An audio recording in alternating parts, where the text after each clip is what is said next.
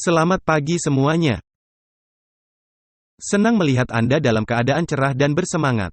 Jauh lebih sulit untuk memulai pada jam 8 daripada jam 9. Jadi kami sedang mengevaluasi kembali hal ini. Dan mungkin tahun depan, kami akan kembali ke jam 9. Jika kita masih di sini dan tidak berada di kerajaan. Baiklah, apa yang akan kita lakukan hari ini adalah mempelajari bab 7. Itu ada di halaman 181 dari buku panduan Anda. Halaman 181 dan kita tidak akan bisa membahasnya dalam satu sesi. Jadi kita akan mengambil 2 sesi untuk mempelajari bab ini. Dan kemudian 2 sesi sore ini, kita akan membahas 1 sesi dengan bab berikutnya. Dan kemudian kita akan memulai Wahyu pasal 10 setelah itu. Jadi kita akan menggunakan seluruh hari ini dan besok untuk mempelajari selingan Wahyu pasal 10 dan Wahyu pasal 11. Mari kita berdoa terlebih dahulu sebelum memulai pelajaran ini. Dan kemudian kita akan langsung masuk ke dalam pelajaran kita. Bapa di surga, kami bersyukur kepadamu karena telah memberi kami hidup pada hari ini. Kami bersyukur kepadamu atas hak istimewa untuk secara bebas membuka firman-Mu. Untuk menemukan kehendak-Mu bagi kami. Kami memohon agar Engkau memberkati kami saat kami belajar hari ini. Agar Roh Kudus-Mu hadir bersama kami untuk menerangi pikiran kami, membuka hati kami. Dan memampukan kami untuk menjadi saksi-saksi-Mu. Terima kasih Bapa, karena Engkau telah mendengar doa kami, karena kami memintanya dalam nama Yesus, amin. Baiklah, mari kita buka halaman 181. Wahyu 11 ayat 2. Anda mungkin bertanya-tanya mengapa kita memulai pelajaran kita dari Wahyu 11 ayat 2. Karena kita akan menemukan bahwa ayat 1 adalah bagian dari pasal 10, hal itu akan menjadi jelas nanti. Jadi, ingatlah bahwa Wahyu 11 ayat 1 seharusnya merupakan kesimpulan dari pasal 10, pembagian pasal ini berada di tempat yang salah. Jadi kita akan mulai dari Wahyu 11 ayat 2, mari kita baca ayat tersebut. Kita akan membahas ayat demi ayat dari Wahyu 11 dalam 2 sesi berikutnya. Di sini dikatakan dalam Wahyu 11 ayat 2. Tetapi kecualikan pelataran bait suci yang di sebelah luar. Janganlah engkau mengukurnya. Karena ia telah diberikan kepada bangsa-bangsa lain. Dan mereka akan menginjak-injak kota suci 42 bulan lamanya. Sekarang ada beberapa pertanyaan yang perlu kita tanyakan tentang ayat ini. Dan semuanya ada di halaman ini. Pertama-tama, apa arti pelataran dalam ayat ini? Apakah arti dari pelataran? Pertanyaan kedua, mengapa malaikat memerintahkan Yohanes untuk tidak mengukur pelataran bait Allah? Mengapa dia mengatakan jangan mengukur bait suci tetapi jangan mengukur pelataran? Pertanyaan nomor 3. Daniel 8 ayat 10-13 yang seharusnya masih segar dalam ingatan kita. Karena pelajaran sekolah Sabat pada Sabat yang lalu, mengacu pada menginjak-injak tempat kudus dan bala tentara, dan mengganggu pekerjaan pangeran penguasa. Dalam Wahyu 13 ayat 5 berbicara tentang penghujatan terhadap bait suci di surga dan mereka yang beribadah di sana. Apakah tindakan-tindakan ini ada hubungannya dengan pengukuran bait suci? Dengan kata lain, apakah ada hubungan antara Daniel 8 dan Wahyu pasal 11 ayat 2? Nomor 4. Apakah yang dilambangkan oleh kota suci dalam ayat ini? Apa yang dilambangkan oleh kota suci? Kota suci yang diinjak-injak. Pertanyaan nomor 5. Siapakah bangsa-bangsa lain yang menginjak-injak kota suci? Pertanyaan nomor 6. Kapan periode 42 bulan dimulai dan berakhir? Pertanyaan nomor 7. Apakah 42 bulan itu adalah masa lalu? Atau masa depan seperti yang diajarkan oleh banyak orang di gereja Advent hari ini? Dan nomor 8. Apakah Allah memberikan pelataran bait Allah kepada bangsa-bangsa lain? Sebelum pengukuran bait Allah dimulai atau setelah pengukuran bait Allah dimulai? Apakah Anda memahami pertanyaan-pertanyaan ini? Sekarang kita memiliki pertanyaan-pertanyaan, mari kita cari jawaban atas pertanyaan-pertanyaan tersebut. Daniel dan Wahyu merujuk kepada 1260 hari dengan cara yang berbeda dan dengan penekanan yang berbeda. Dan Anda dapat menemukannya dalam Wahyu. Sebenarnya di halaman berikutnya Anda akan menemukan Beberapa ayat di mana 1260 hari disebutkan. Dalam Daniel 7. Penekanannya adalah pada apa yang dilakukan oleh kepausan sebagai sebuah sistem di bumi selama 1260 hari, dengan kata lain, tindakan-tindakan si tanduk kecil. Menghujat Allah, menganiaya orang-orang kudus Allah. Berpikir mereka dapat mengubah hukum Allah, dan lain-lain. Jadi fokus dalam Daniel 7 adalah pada tindakan-tindakan tanduk kecil itu. Selama 1 masa, 2 masa, dan setengah masa. Dalam Wahyu 12 yang menyebutkan 1 masa, 2 masa dan setengah masa serta 1260 hari. Fokus utamanya adalah pada iblis yang menganiaya umat Allah. Anda tahu perempuan itu harus melarikan diri ke padang gurun karena naga mengejarnya. Jadi fokusnya adalah iblis yang menganiaya jemaat. Dalam Wahyu 13, penekanannya berbeda. Dalam Wahyu 13 kita diberitahu bahwa binatang itu menyerang nama Tuhan. Dan mereka yang diam di sorga. Dan tempat kudus surgawi, dan orang-orang kudus di tempat kudus surgawi. Jadi, Wahyu 13 penekanannya adalah serangan terhadap tempat kudus. Dan bala tentara tempat kudus. Sekarang dalam Wahyu 11 yang menyebutkan 1260 hari dan 42 bulan. Penekanannya adalah serangan terhadap firman Allah. Jadi, Anda memiliki periode-periode waktu ini dalam Daniel 7, Wahyu 12, Wahyu 13, dan Wahyu 11. Dan periode waktu yang sama disebutkan di semua tempat ini. Tetapi penekanannya berbeda di setiap tempat. Sekarang Ellen White membuat hubungan yang jelas antara apa yang dilakukan kepausan dengan Alkitab. Selama 1260 tahun, ngomong-ngomong ini adalah sangkakala yang keempat bukan? 1260 tahun adalah sangkakala keempat. Dan peristiwa revolusi Perancis adalah sangkakala yang mana? Sangkakala kelima. Pembatasan Alkitab atau pelarangan Alkitab oleh kepausan selama 1260 tahun. Menyebabkan ketidaktahuan rohani yang meledak dalam revolusi Perancis. Dan membuat kaum revolusioner menyalibkan 2 saksi atau Alkitab. Apakah itu jelas? Perhatikan pertanyaan-pertanyaan dari Ellen White, yang telah kita baca kemarin. Perang melawan Alkitab. Yang berlangsung selama 1260 tahun. Berlangsung selama berabad-abad di Perancis. Memuncak dalam peristiwa revolusi.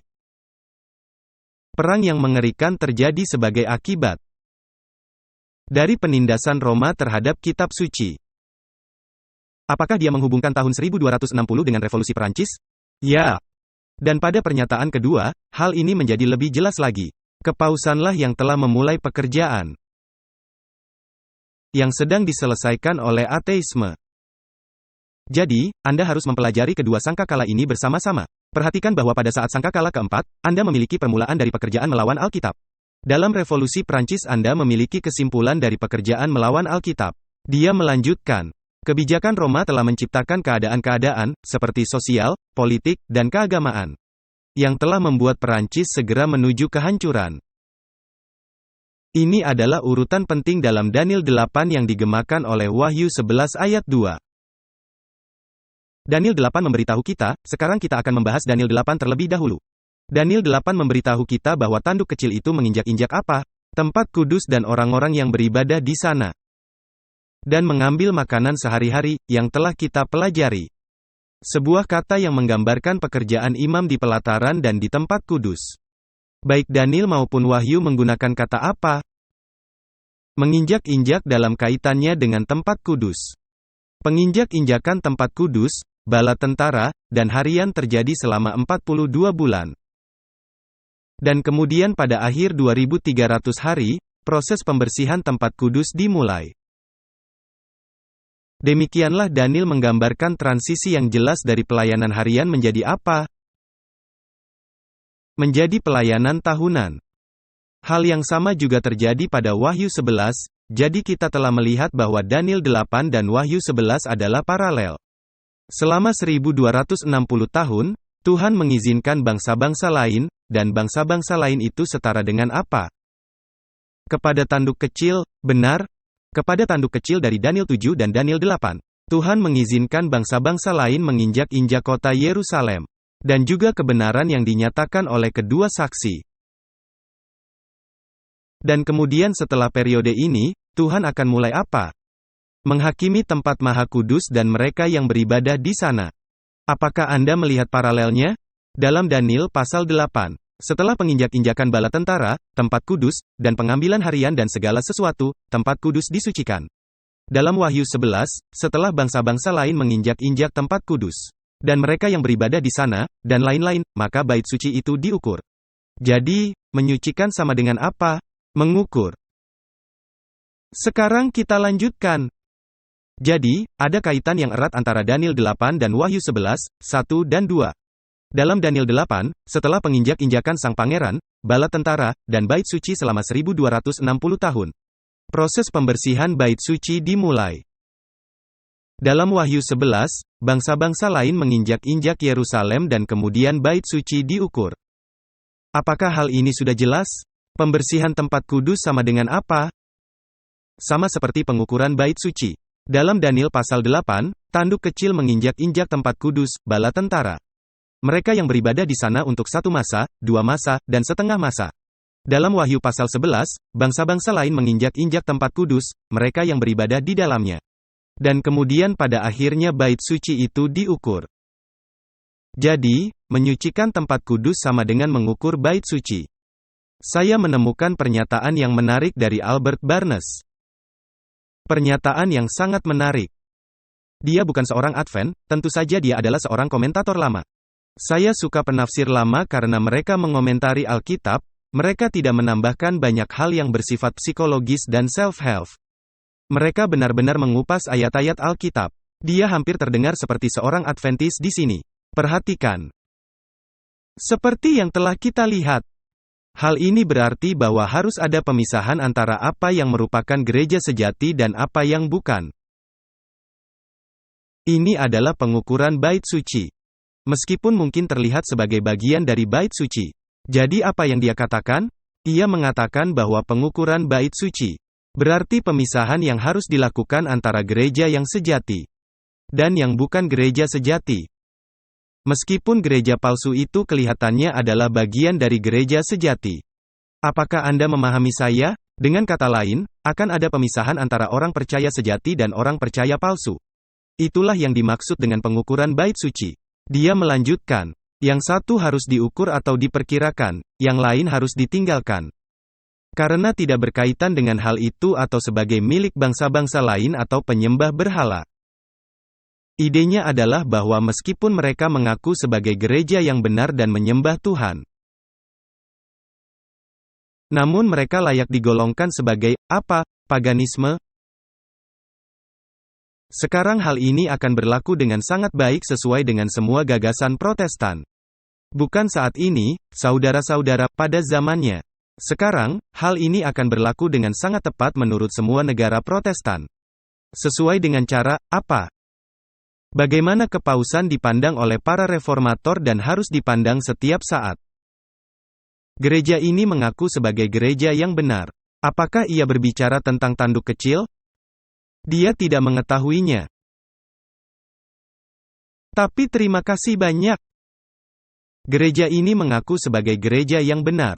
Dan bagi seorang pengamat, gereja ini tampak seperti gereja yang benar.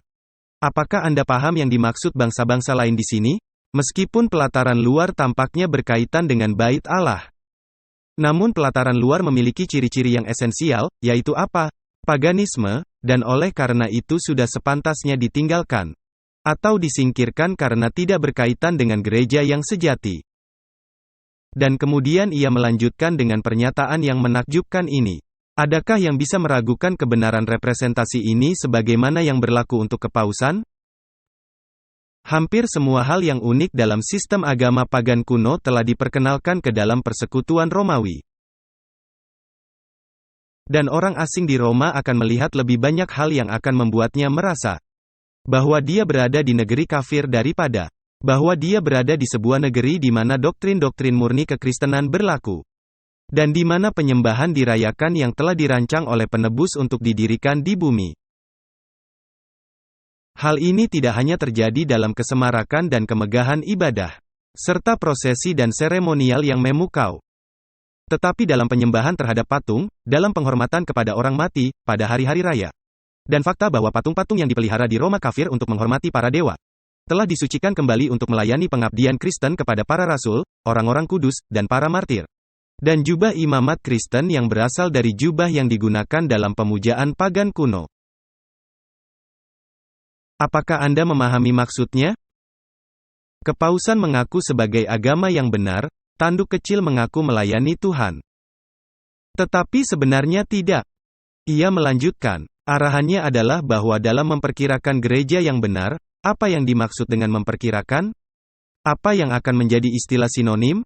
Menghakimi, itu benar. Dalam memperkirakan gereja yang benar, hal ini harus ditinggalkan atau dibuang. Jadi, apakah yang tidak diukur pada akhir masa 42 bulan itu? Mereka yang mengaku sebagai hamba Kristus tetapi sebenarnya bukan. Jadi, sekali lagi, arahannya adalah bahwa dalam memperkirakan gereja yang benar, hal ini harus ditinggalkan atau dibuang. Dan jika penafsiran ini benar, artinya adalah bahwa Persekutuan Katolik Roma sebagai sebuah badan yang terorganisir, tidak dapat dianggap sebagai bagian dari gereja yang benar. Sebuah kesimpulan yang tidak dapat dihindari. Jika ayat-ayat kitab suci yang biasanya dianggap oleh kaum Protestan berlaku padanya diterapkan dengan benar. Untuk menentukan hal ini dan memisahkan gereja yang benar dari gereja yang salah, adalah bagian yang tidak kecil dari pekerjaan reformasi. Jadi dia mengatakan bahwa pemisahan itu dilakukan pada masa reformasi, disitulah dia keluar jalur. Di mana pemisahan itu dilakukan? Itu terjadi setelah 1260 hari dan dilakukan di tempat kudus surgawi dalam penghakiman pemeriksaan. Tetapi dia cukup tepat sasaran dalam apa yang dia tulis, Anda lebih baik mempercayainya. Tidak ada orang Protestan yang akan menulis hal itu hari ini, karena kita hidup di zaman yang berbeda. Kita hidup di zaman yang benar secara politik. Mari kita lanjutkan. Dalam Wahyu 11 ayat 1. Malaikat membawa Yohanes dalam penglihatan ke tahun 1844. Dan menyuruhnya untuk mengukur bait suci dan orang-orang yang beribadah di sana. Ini adalah ayat yang termasuk dalam pasal 10, ayat 1 dari pasal 11. Lalu malaikat itu menyuruh Yohanes untuk mengukur bait Allah dan orang-orang yang beribadah di sana. Namun, malaikat itu juga mengatakan kepadanya, dalam ayat 2, "Janganlah engkau mengukur pelataran tempat bangsa lain beribadah, karena ia telah diberikan."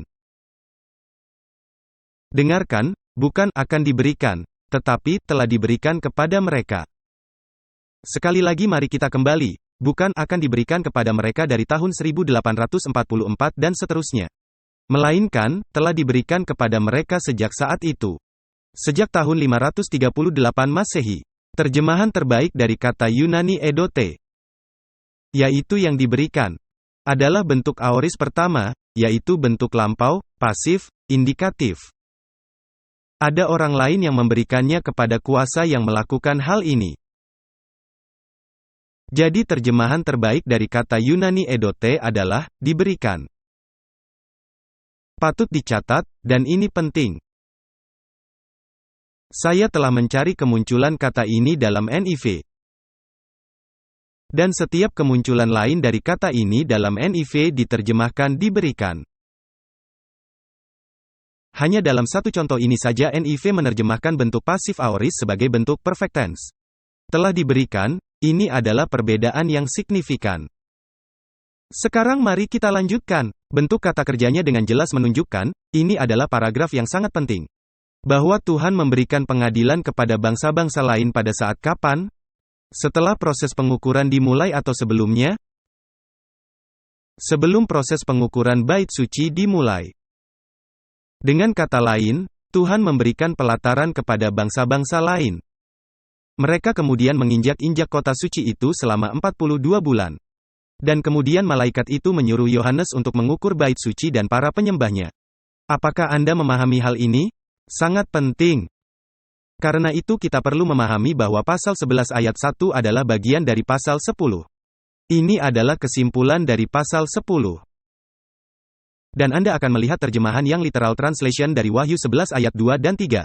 Menampilkan terjemahan yang benar dari kata edote. Ini diterjemahkan seperti ini. Tetapi kecualikan pelataran bait suci yang di sebelah luar. Dan janganlah engkau mengukurnya, karena apa? Janganlah engkau mengukurnya, karena ia telah diberikan. Kapankah itu diberikan? Pada tahun 538, benar. Karena ia telah diberikan kepada bangsa-bangsa lain. Dan kota suci diapakan? Future tense. Mereka akan menginjak-injak kota suci 42 bulan lamanya. Dan aku akan memberi tugas kepada 2 saksiku, supaya mereka bernubuat. Sambil berkabung, 1260 hari lamanya. Jadi, apakah Anda memahami hal ini? Jadi apa yang terjadi? Kapan pengadilan diberikan kepada bangsa-bangsa lain? Pada tahun 538. Lalu mereka akan melakukan apa? Mereka akan menginjak-injak kota suci. Berapa lama? 42 bulan. Lalu apa yang terjadi? Setelah itu bait suci akan menjadi apa? Bait suci akan diukur. Dengan kata lain, pelataran diberikan kepada bangsa-bangsa lain di masa lalu.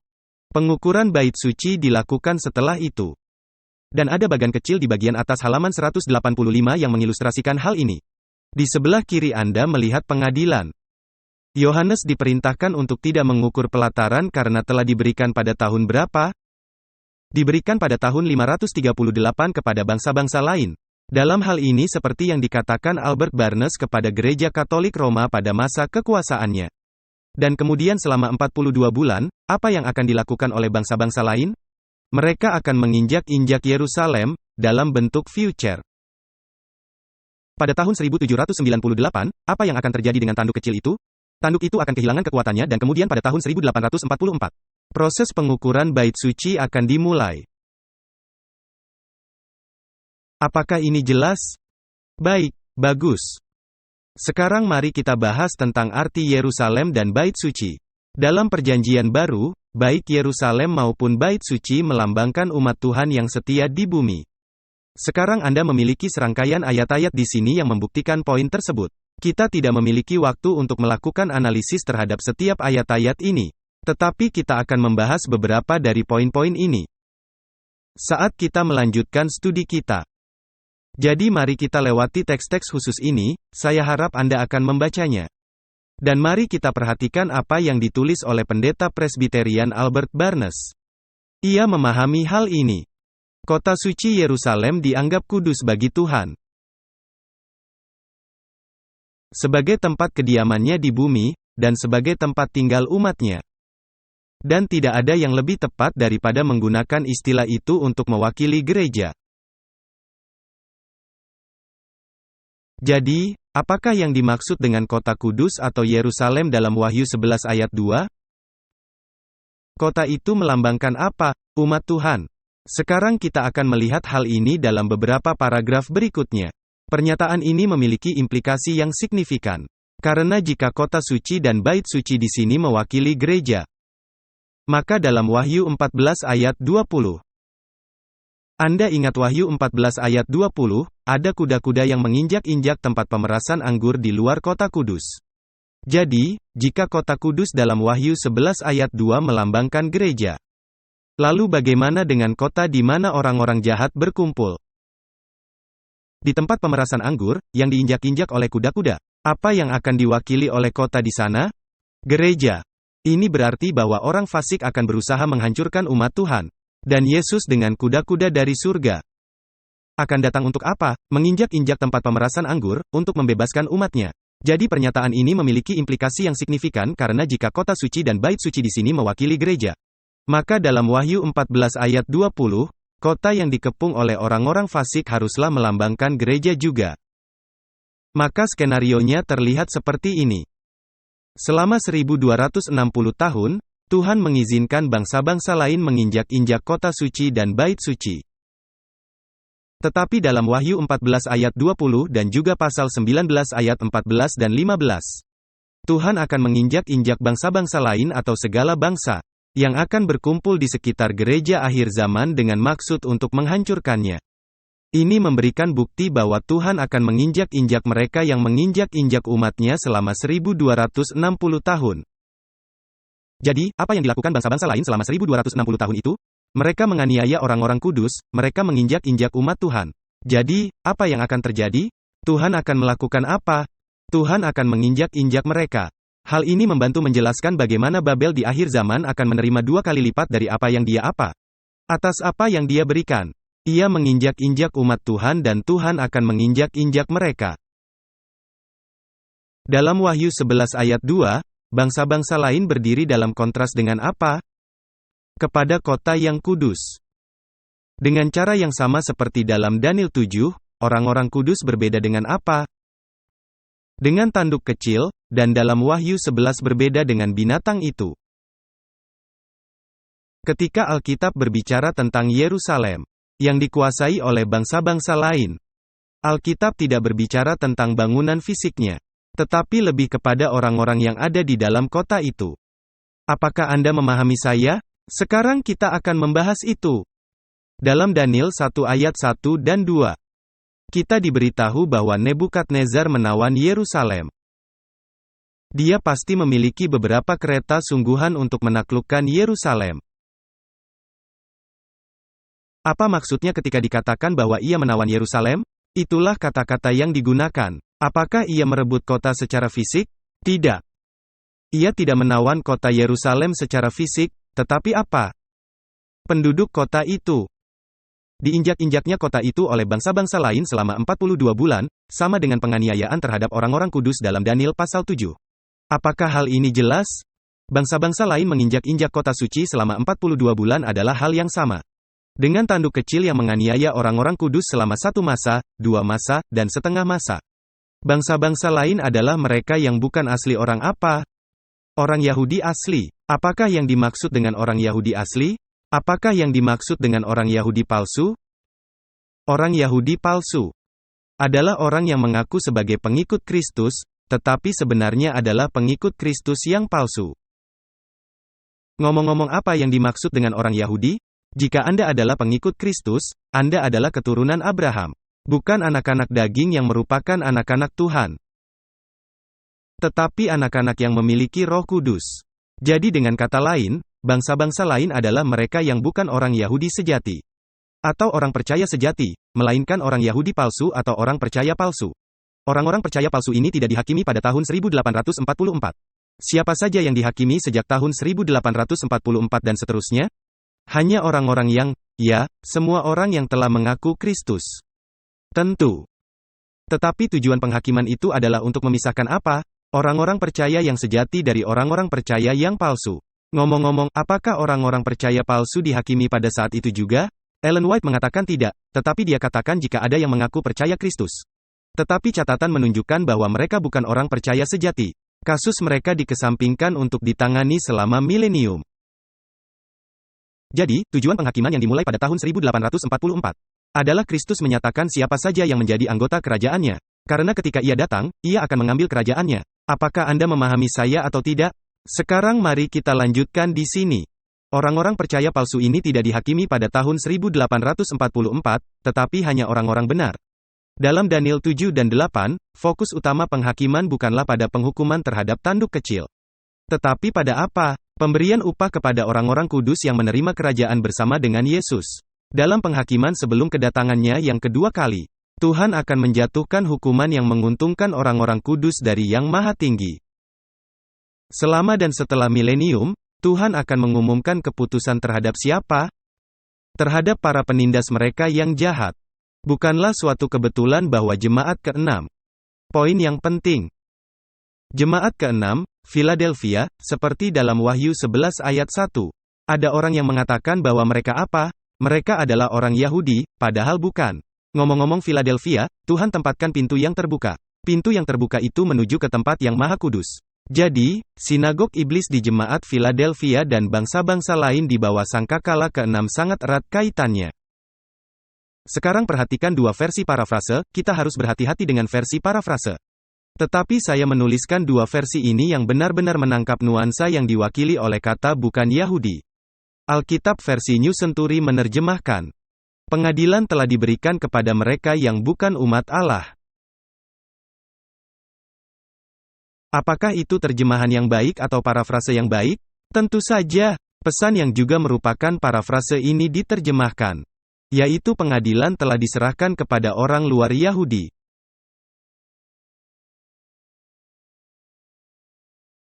Mari kita lanjutkan, mari kita baca pernyataan lain dari Albert Barnes. Hal ini akan menemukan penggenapannya jika muncul suatu keadaan di dalam gereja Yang mengharuskan kita untuk menarik sebuah garis di mana? Di dalam gereja, bukan? Di antara mereka yang benar membentuk gereja dan mereka yang tidak. Jika harus ada kondisi seperti itu, maka sebagian besar dari mereka yang mengaku sebagai anggota gereja harus dipisahkan sebagai bukan anggota gereja. Atau akan memiliki ciri-ciri khas sehingga dapat dilihat bahwa mereka adalah orang asing dan orang pendatang. Penafsirannya akan menuntut bahwa mereka harus memiliki hubungan dengan gereja. Atau bahwa mereka akan terlihat sebagai bagian dari gereja seperti halnya pelataran dengan bait suci. Tetapi tetap saja bahwa ini hanyalah penampilannya saja. Dan bahwa dalam memperkirakan gereja yang sejati, kita harus mengabaikannya sama sekali. Jadi Albert Barnes tepat sasaran di sini. Ia berbicara tentang penghakiman yang memisahkan orang-orang yang ada di dalam gereja. Mereka yang adalah orang-orang percaya sejati dari mereka yang adalah orang-orang percaya palsu. Jadi, apakah kita memahami dengan baik? Anda memahami hal ini? Poin penting untuk apa yang akan kita bicarakan ketika kita membahas Wahyu pasal 10. Karena Wahyu pasal 10 berbicara tentang pengumuman dimulainya penghakiman investigasi pada tahun 1844. Sekarang mari kita lanjutkan dengan komentar-komentar tentang Wahyu 11 ayat 3. Semua komentar kita sejauh ini adalah tentang Wahyu pasal 11 ayat 2, sekarang mari kita lanjutkan ke 11 ayat 3. Sekarang apa yang akan terjadi di sini adalah kembali ke belakang. Dan berbicara tentang apa yang dilakukan oleh bangsa-bangsa lain selama 1260 tahun. Apakah Anda memahami saya atau tidak? Jadi itu sudah diperkenalkan, jangan mengukur pelataran, karena itu telah diberikan kepada bangsa-bangsa lain. Dan sekarang kita akan mendapatkan gambaran tentang apa yang dilakukan bangsa-bangsa lain. Dari 538 sampai 1798. Jadi mari kita ajukan beberapa pertanyaan. Siapakah kedua saksi itu? Mengapa mereka mengenakan kain kabung? Siapakah orang yang memberi mereka kuasa untuk bernubuat? Artinya, siapakah yang mengatakan bahwa aku akan memberikan kuasa kepada kedua saksiku? Dan akhirnya, mengapa dua pohon zaitun dan dua kaki dian melambangkan dua saksi? Jadi mari kita baca ayatnya. Di sini Yesus sedang berbicara kita akan memperhatikan, dan aku akan memberi tugas kepada, siapa? Kepada dua saksiku, supaya mereka bernubuat sambil berkabung, 1260 hari lamanya. Izinkan saya bertanya kepada Anda, apakah itu sama dengan 42 bulan yang baru saja kita baca di ayat 2? Jadi, apakah Anda melihat bahwa Wahyu 10 ayat 1 sebenarnya adalah kesimpulan dari pasal 10? Lihat dalam ayat 2 ia memperkenalkan bangsa-bangsa lain yang mewakili orang-orang percaya palsu di dalam gereja. Jangan mengukur mereka karena tujuan Anda adalah untuk menentukan siapa yang menjadi anggota kerajaan. Karena ketika Yesus datang, ia harus membawa mereka bersamanya. Kemudian dia berkata sekarang aku akan kembali dan aku akan berbicara tentang periode ketika bangsa-bangsa lain menginjak-injak kota suci. Jadi, mari kita perhatikan di sini tentang dua saksi. Siapakah yang memberikan kuasa kepada kedua saksi itu untuk bernubuat? Yesus, karena ia mengutus kuasa Roh Kudus pada hari Pentakosta. Untuk memampukan para rasul menjadi saksi-saksinya, untuk memberitakan firman.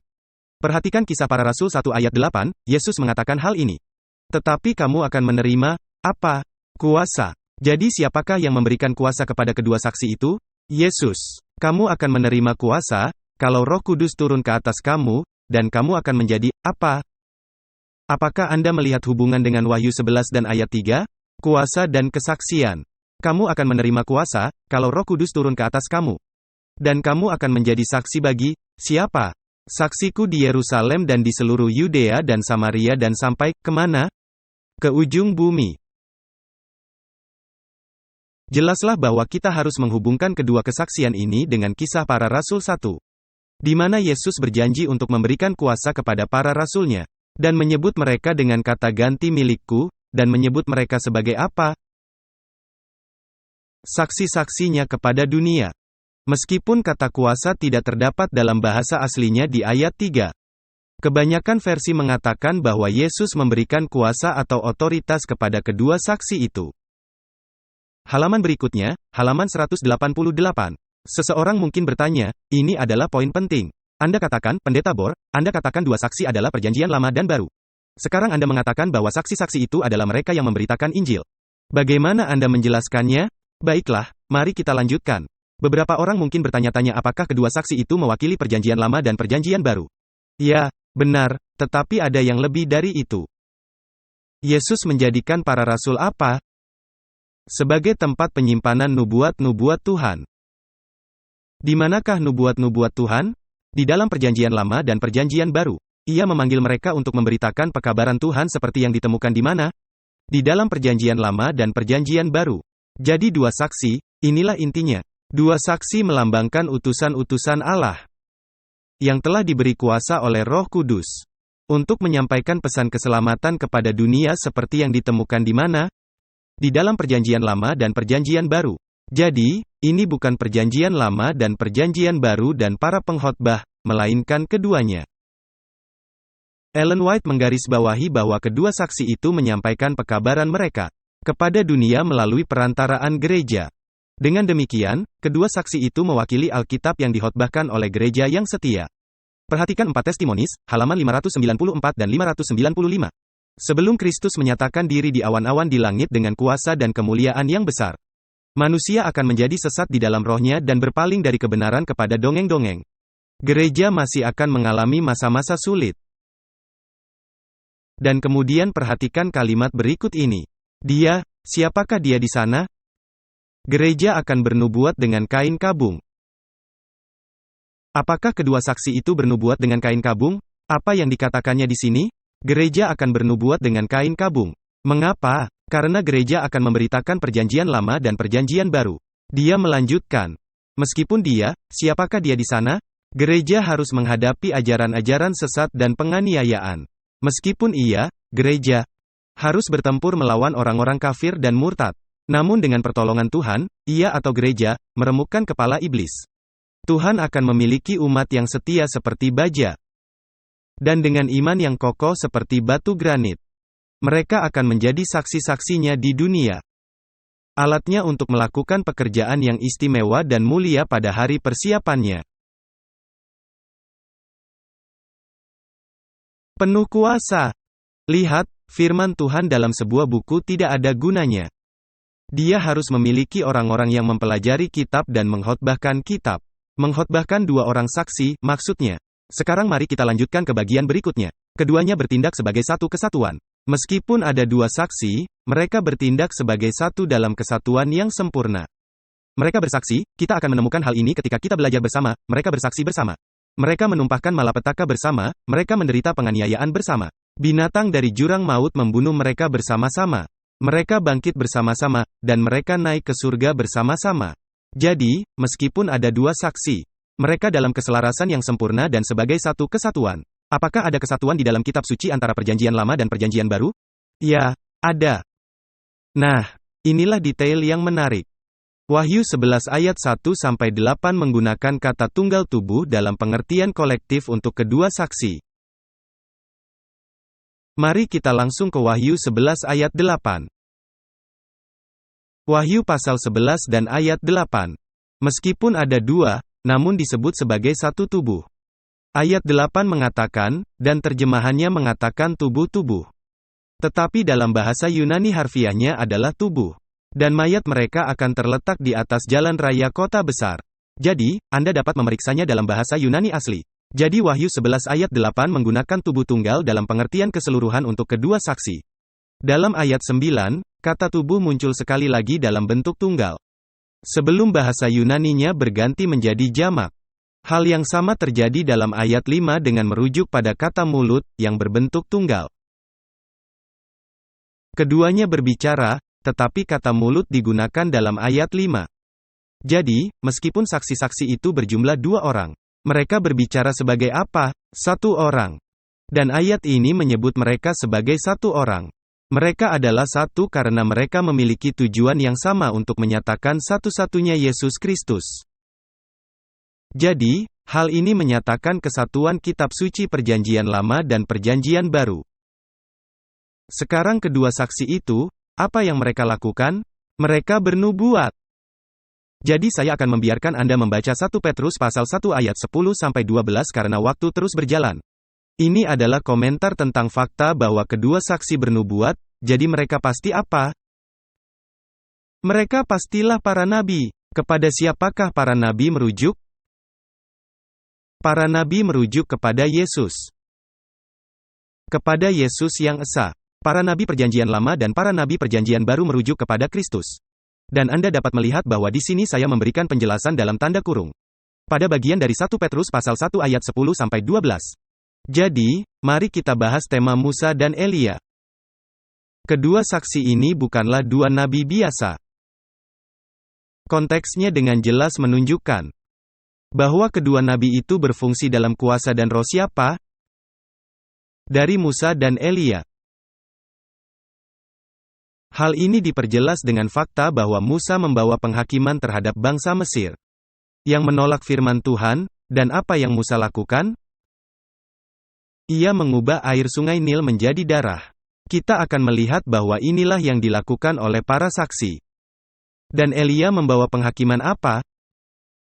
Sebuah api turun dari surga untuk alasan yang sama. Jadi, di sini ada gambaran tentang Musa dan Elia. Dan ngomong-ngomong para futuris, yaitu mereka yang percaya akan pengangkatan umat dan kesengsaraan di akhir zaman, pembangunan kembali bait suci. Mereka mengatakan bahwa Tuhan akan mengutus Musa dan Elia secara harfiah untuk berkhotbah selama masa kesengsaraan. Bukan itu yang dikatakan oleh Wahyu 11 kepada kita. Mari kita lanjutkan. Apakah ini berarti Musa dan Elia akan muncul secara harfiah dan secara pribadi selama 1260 tahun? Tentu saja tidak. Tidak juga Izebel yang muncul kembali di jemaat keempat dan Bileam yang muncul di jemaat ketiga. Anda berurusan dengan simbol di sini. Musa dan Elia adalah simbol. Musa dan Elia adalah simbolis. Musa adalah nabi yang memulai sejarah Israel. Dengan demikian menjadi juru bicara raksasa dari apa? Dispensasi lama atau perjanjian lama. Di pihak lain, Elia adalah nabi masa depan. Yohanes Pembaptis, kata Yesus, adalah Elia perjanjian baru. Dan di akhir zaman akan ada Elia yang terakhir. Jadi, Elia adalah nabi masa depan. Yohanes adalah nabi terakhir dari dispensasi yang lama. Dan mengumumkan penggenapan nubuat-nubuat perjanjian lama di dalam diri Yesus. Kitab-kitab Injil mengidentifikasi Yohanes Pembaptis sebagai Elia, yang memberikan kesaksian tentang Yesus yang adalah terang. Dan kita juga membaca bahwa kitab terakhir dari perjanjian lama menyatakan bahwa di masa depan akan ada apa? Akan ada Elia yang lain. Bukan secara pribadi, tetapi sebuah gerakan Elia. Gereja sisa yang akan memberitakan pekabaran yang sama seperti yang diberitakan Elia. Jadi, kedua saksi ini mewakili apa? Musa dan Elia, perjanjian lama dan perjanjian baru. Sekarang mari kita lanjutkan ke bagian berikutnya, yaitu firman Allah dan kesaksian Yesus. Firman Allah dan kesaksian Yesus. Ini menambah informasi lebih lanjut tentang apa yang telah kita bahas. Wahyu 1 ayat 2 semakin menguatkan bahwa kedua saksi itu mewakili perjanjian lama dan perjanjian baru. Ayat ini memberitahukan kepada kita bahwa Yohanes memberi kesaksian tentang dua hal, yaitu apa? Tentang firman Allah dan kesaksian Yesus Kristus. Sebenarnya, Yohanes berada di Patmos untuk memberikan kesaksian tentang firman Allah dan kesaksian Yesus Kristus. Para martir, ngomong-ngomong kata martir berarti saksi. Para martir di zaman kegelapan dan akhir zaman yang menderita. Dan akan menderita kematian karena kesetiaan mereka dalam memberitakan apa? Firman Allah dan kesaksian Yesus Kristus. Ibrani 1 ayat 1 menyatakan bahwa Tuhan pada zaman dahulu berbicara dengan perantaraan para nabi. Tetapi pada zaman akhir ini Tuhan berbicara dengan perantaraan anak, yaitu perjanjian lama dan perjanjian baru. Yesus menyatakan bahwa ada dua saksi atas panggilan ilahinya, yaitu Bapa dan dirinya sendiri. Kenneth Strand yang merupakan seorang guru seminari di Andrews ketika saya berada di sana. Saya yakin menulis dengan benar di sini. Kedua saksi ini adalah firman Allah dan kesaksian Yesus Kristus. Atau apa yang sekarang kita sebut sebagai pesan nubuat perjanjian lama dan kesaksian kerasulan perjanjian baru tentang Yesus Kristus. Alkitab menjelaskan pesan kitab suci Tuhan dalam dua pengertian. Alkitab adalah satu buku. Satu kesatuan yang terdiri dari dua bagian. Alkitab adalah buku bermata dua apa? Mengapa dua sisi?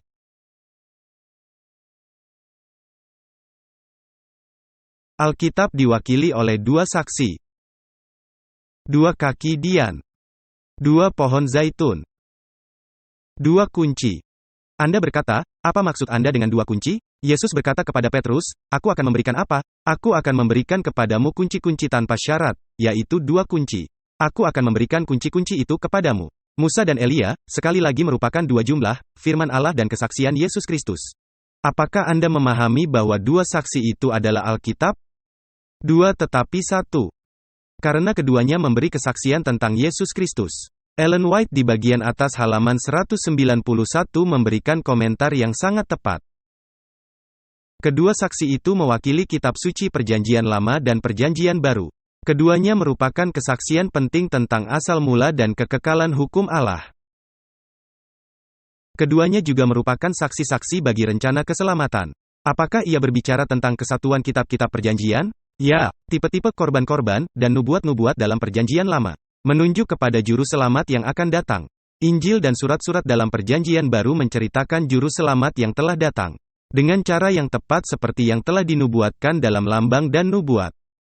Jadi, ia secara eksplisit mengatakan bahwa kedua saksi itu adalah Perjanjian Lama dan Perjanjian Baru.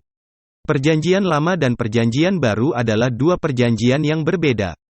Tetapi keduanya memberikan kesaksian tentang satu Yesus. Meskipun berdua, mereka memberikan kesaksian tentang yang satu. Perjanjian Lama memberikan kesaksian tentang Yesus, dan Anda memiliki semua ayat-ayat itu di dalam tanda kurung. Demikian juga Perjanjian Baru. Sesungguhnya, alasan Yohanes menulis Injilnya adalah untuk memberi kesaksian tentang Yesus, jadi Perjanjian Baru juga ditulis untuk memberi kesaksian tentang Yesus. Sekarang mari kita bicara tentang kain kabung. Kedua saksi ini bernubuat bagaimana? Perjanjian Lama dan Perjanjian Baru bernubuat secara terbuka dengan kebebasan penuh. Tidak. Mereka bersaksi pada masa yang mana yang sedang kita bicarakan? Selama 42 bulan. Periode apa itu? Periode kekuasaan kepausan. Sangkakala yang manakah itu? Sangkakala keempat. Apakah Anda melihat urutannya? Sekarang mari kita bicara tentang kain kabung. Di dalam Alkitab, umat Allah memakai kain kabung ketika orang jahat menganiaya mereka. Kain kabung juga melambangkan kegelapan, kesesatan, penganiayaan, dan penderitaan. Sebagai contoh, ketika Raja Asyur datang dengan niat untuk menghancurkan Yerusalem, apa yang dilakukan oleh Raja Hizkia? Perhatikan bagian-bagian yang disorot karena kita tidak punya waktu untuk membaca semua ayat-ayat ini. Apa yang dilakukannya? Dia merobek pakaiannya dan menutupi dirinya dengan apa? Dengan kain kabung, dan ini diulangi sekali lagi di ayat 3. Di akhir ayat 2, ia menyelubungi dirinya dengan kain kabung. Mengapa? Karena dia akan mengalami penganiayaan. Ada waktu krisis, ada masa kesukaran. Ingatkah Anda akan kitab Ester?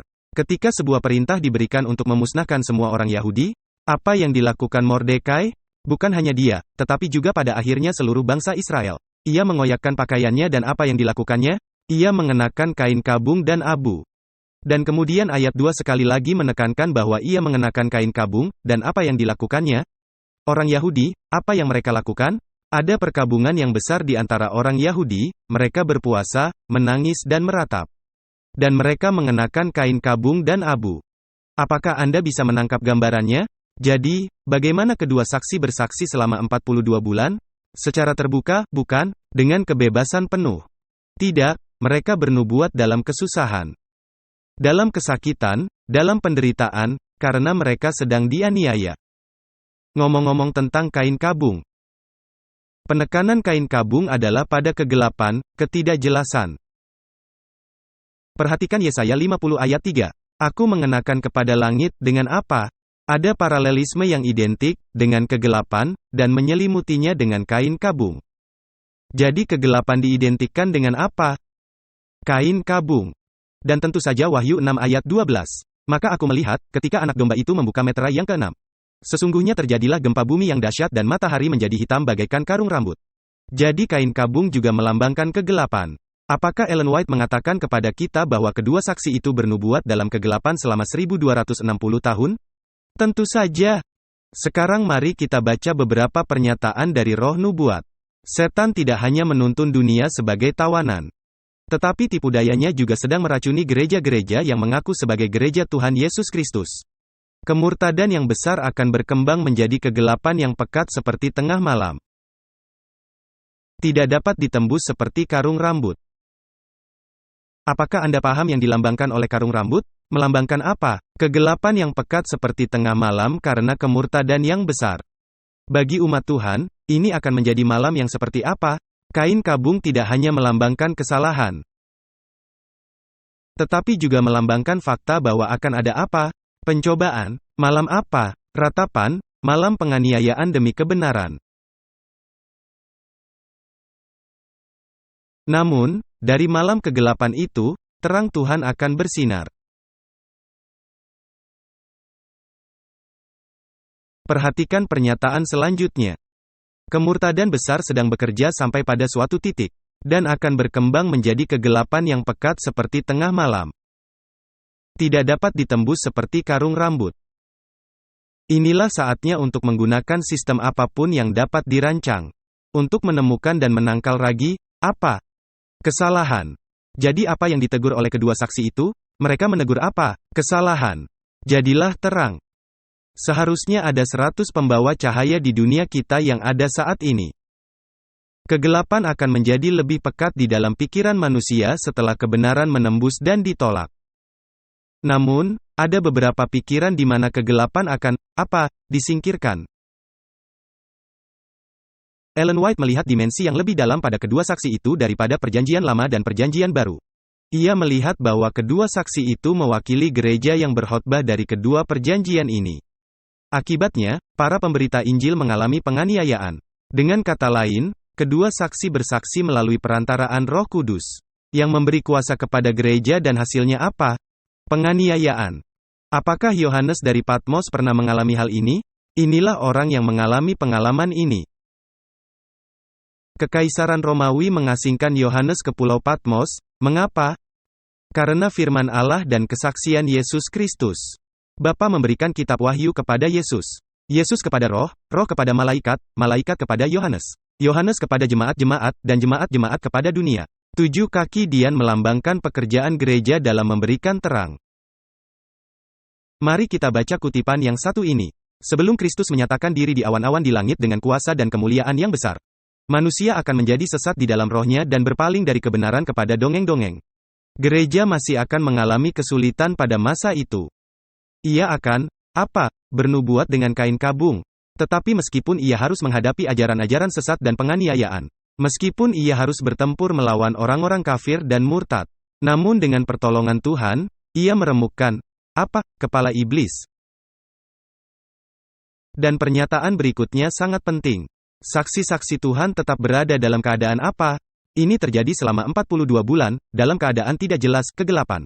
Kuasa kepausan berusaha menyembunyikan firman kebenaran itu dari orang-orang, dan menampilkan saksi-saksi palsu untuk menandingi kesaksiannya. Pada waktu Alkitab diharamkan oleh penguasa agama dan pemerintah. Pada waktu kesaksiannya diputarbalikkan atau dipalsukan dan segala usaha dilakukan oleh manusia. Dan setan mencari cara untuk mengalihkan pikiran orang-orang dari Alkitab itu. Pada waktu mereka yang berani menyiarkan kebenarannya yang suci diburu, dihianati, disiksa, disekap dalam penjara bawah tanah, mati syahid demi iman mereka, atau terpaksa melarikan diri ke gunung-gunung, ke lobang-lobang dan gua-gua di tanah. Maka saksi-saksi yang setia itu bernubuat sambil, bernubuat sambil berkabung. Jadi, Anda tidak dapat memisahkan para pemberita dari dua saksi yang mereka beritakan. Kemudian Anda memiliki 42 bulan dan 1260 hari yang disebutkan dalam Wahyu 11. Ayat 2 menyebutkan 42 bulan. Ayat 3 menyebutnya 1260 hari. Itu adalah periode yang sama. Kapan periode waktu ini berlaku? Ellen White menjelaskannya dengan jelas. Beberapa orang mencoba membuat periode ini menjadi masa depan. Anda tahu, beberapa bulan yang lalu saya menulis sebuah tanggapan kepada David Gates, yang mengatakan bahwa ia telah membuat beberapa ramalan waktu yang spesifik tentang penutupan masa percobaan dan hukum hari Minggu dan seterusnya. Dan saya menanggapi dia tentang penggunaan dari 1260 hari dan 42 bulan yang diterapkannya secara harfiah ke masa depan. Ngomong-ngomong, ini ada di situs website kami jika Anda ingin membacanya, hampir 40 halaman. Karena ada banyak hal yang perlu ditanggapi dalam cara dia membahas kitab suci. Tetapi Ellen White secara eksplisit mengatakan bahwa periode-periode dalam Wahyu pasal 11 ayat 2 dan 3 ini melambangkan 1260 tahun kekuasaan kepausan di masa lalu. Ia jelas tentang hal itu, ia tidak pernah menerapkannya pada masa depan. Perhatikan pernyataan ini dari buku Great Kontroversi halaman 266. Periode yang disebutkan di sini 42 bulan dan 1233 hari adalah sama. Apakah mereka sama? Ya. Seperti melambangkan waktu di mana gereja Kristus akan menderita penindasan dari Roma. 1260 tahun supremasi kepausan dimulai sejak kapan? Pada tahun 538 Masehi dan oleh karena itu akan berakhir pada tahun berapa? Pada tahun 1798. Pada waktu itu tentara Prancis memasuki Roma, menjadikan paus sebagai tawanan, dan ia meninggal di pengasingan. Meskipun seorang paus baru segera terpilih, hierarki kepausan tidak pernah dapat menggunakan kekuasaan seperti yang dimiliki sebelumnya. Jadi, pada periode manakah 42 bulan dan 1260 hari itu berlaku? Janganlah kita mencoba untuk menemukan sesuatu yang sudah ada. Ellen White secara eksplisit mengatakan bahwa ini bukan masa depan. Dan kita memiliki beberapa orang terkemuka di gereja saat ini yang mengatakan bahwa hal ini telah digenapi selama 1260 tahun penindasan kepausan. Ya, itu adalah simbolis pada waktu itu, tetapi kita perlu menerapkannya kembali. Dan menjadikannya sebagai waktu yang harfiah di masa depan. Itu bertentangan dengan apa yang dikatakan Ellen White. Dikatakan, kita tidak seharusnya menetapkan waktu untuk peristiwa nubuatan. Peristiwa terakhir yang ditandai oleh waktu adalah tanggal 22 Oktober tahun 1844. Wahyu pasal 10 seperti yang akan kita perhatikan mengatakan bahwa tidak ada lagi periode waktu tertentu. Dan ini tidak berbicara tentang akhir dunia, ini tidak berbicara tentang pintu kasihan tertutup. Ketika Wahyu mengatakan bahwa tidak ada lagi periode waktu tertentu, ini mengacu pada nubuat tentang 2300 hari yang merupakan nubuatan terakhir. Tidak ada lagi nubuatan yang menentukan waktu spesifik untuk peristiwa-peristiwa nubuatan. Jadi, jika seseorang datang untuk mencoba menunjukkan kepada Anda bahwa ada tanggal untuk penutupan masa percobaan dan tanggal untuk hukum hari Minggu, dan tanggal untuk hukum hari Minggu internasional di seluruh dunia dan seterusnya, menjauhlah dari mereka. Karena mereka tidak berbicara dalam nama Tuhan. Mereka berbicara dari hati mereka sendiri. Ini berbahaya karena memberikan kesaksian yang buruk kepada dunia. Mereka mengatakan, itu dia orang-orang Advent lagi, menetapkan waktu, seolah-olah mereka belum belajar. Jadi jangan lakukan itu.